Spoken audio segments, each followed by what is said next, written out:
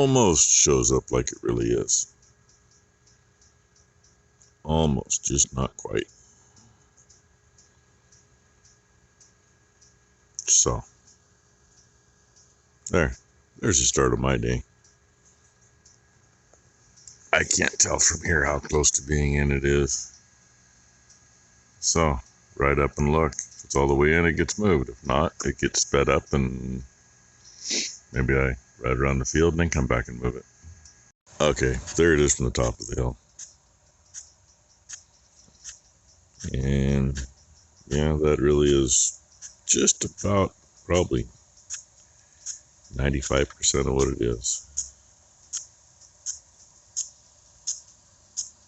Ah, wrong way. And yeah, do I leave it or do I speed it up?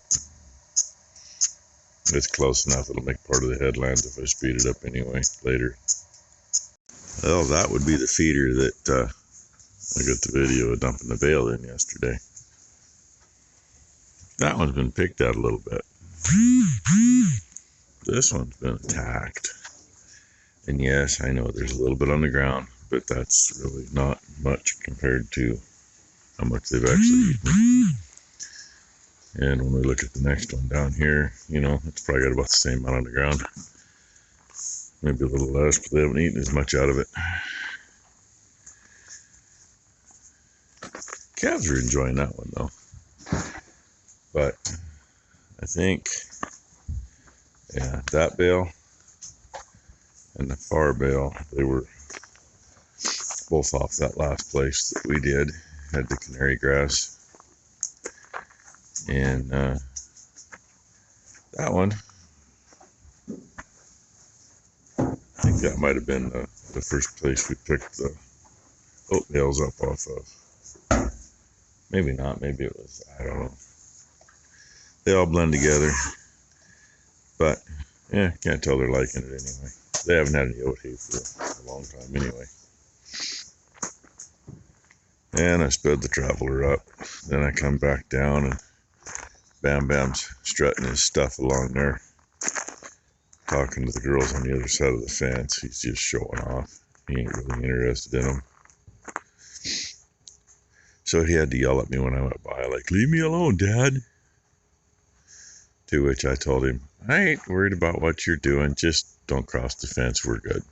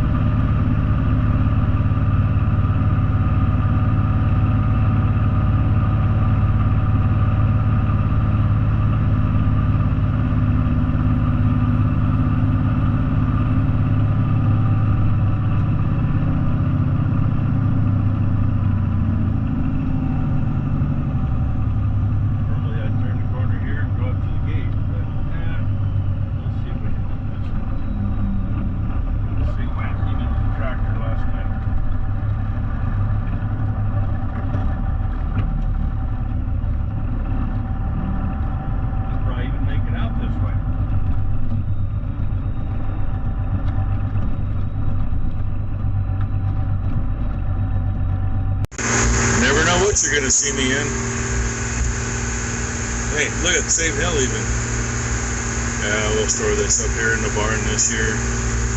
Last year we didn't, but should have. So, and I noticed my right front tire was a little low, so it got some tire eject in it. It's a tubeless. The left front's got a tube in it, so we'll see how that stuff works on this. And by next year, one of the back tires will be a little low. I don't remember which one it is, so we didn't do them. And this thing don't go up here any faster empty than it does loaded. Second gear with your foot pegged to the floor. I took the John Deere home and helped Ty finish getting this thing ready to put away. And come back up and get the truck. It's sitting here loaded.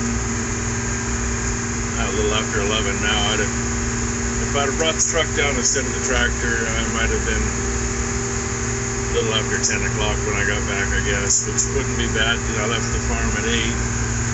And I didn't have quite half a load bunched together up here from last night. And the rest of it was scattered at the far end of the field, of course. So, yeah, anyway, y'all seen this strip of road before. Trying to get a truck unloaded. And Becky says, hey, I gotta run to the house quick. Can you come relieve me for a moment? So look what I get to do. I get to babysit for a few minutes. Ah, sweetheart. Yes. Cool off in here anyway. I had to wash the oat dust off my hands so I could prop her up better and get her bottle for her. Oh, focus, dang it. Oh, close up. Close up. Go say hi. Go say hi, everybody. Hi, everybody. Hey, she's not screaming. Hi, everybody. And Becky came back, so I just handed the bottle off to her. Oh, big stretch. Big stretch for such a little toot butt. I think my time in here is done. Yeah, we're 85 outside, 76 in here. It's nice in here compared to out there. Oh well. Back to the work. Trailer's empty. Tractor's up on the next hill. Move the lady's brush pile out of my way so I can get the truck in. Little baler's parked below the shop over here so we can get greased and oiled and unhooked and put that away with the skid steer later. And oh, she just got on the bike. Ty's been hosing on the big baler. And it's just about that time of day. It's like, do I try to go up and get a load? Or do I say screw it? She's going back to feed the back barn now. So I decided I'd come in here since this had to move anyway. And this tire, we put the new rear end under it. We went, from small 10 hole to a real 10 hole. And finding wheels was kind of interesting, but neighbor, actually the guy that's got the twin to that trailer out there that I actually own now, but it's still at his place, he had 4 1000 22.5s. Without going to, finding a low pro tire, this was what we could get that would fit. Price was right, they're on here. Anyway, they stick out a little. Original didn't because it was a narrower rear end and smaller tires. That's why that's cut out, is to leave clearance for that. I rubbed up against the pole in the front barn.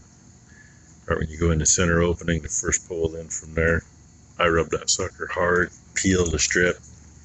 I laid a strip like from here clear to here. The bead was packed. And I've never been able to get the bead to stay seated. I pump it up, it'll hold for a week, but it sets very long and it's down again. So tire eject it is. The issue is it's got the long stem planted in. And I'm kind of wondering how I'm going to get on that to fill it. I think I got an idea, because I think That's, yeah, maybe a little small, but it's roughly eighth pipe. I'm going to see if eighth pipe will work. Find a 90 and then I can hook up to that. Put some tire eject in it. It's off the ground. Brakes are released, but it's in gear. It's in park, rather. It's got an automatic transmission. So I'm going to see if I can do that and get some air in it. Then it's going to sit here and run with this side spinning. That's why it's one reason it's jacked up. Get the tire eject smeared around where it needs to be, and hopefully it fills in and does what it needs to do. Well, been an afternoon. Old friend stopped by. He just left. I got the tire eject in this thing, and asked since he was in here, and Becky and Ty and Blakely were in here, I didn't fire it up to run it. I sat here in the chair and I walked it. So I may fire it up and let it run in the morning and spin that a little bit. Then I'm going to bring it in because I think one of the reasons it doesn't like to move is for some reason the brakes are a little snug. I had to back that brake off so I could turn it. Not sure why it would have been adjusted up like that, but that would definitely make it not want to move if the brakes are a little snug. So anyway, that's our day. Thanks for watching. Hope you all had a good Tuesday and hope everybody has a great hump day.